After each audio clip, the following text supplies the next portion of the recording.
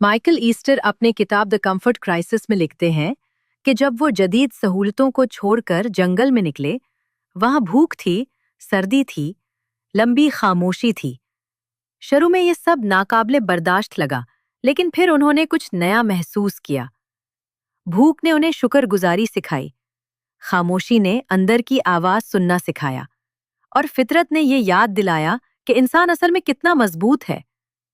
वो बताते हैं कि हमारी सबसे बड़ी दुश्मन बेचैनी नहीं, बल्कि ज्यादा सुकून है, क्योंकि जब सब कुछ आसान हो जाए तो हम असल में जीना भूल जाते हैं।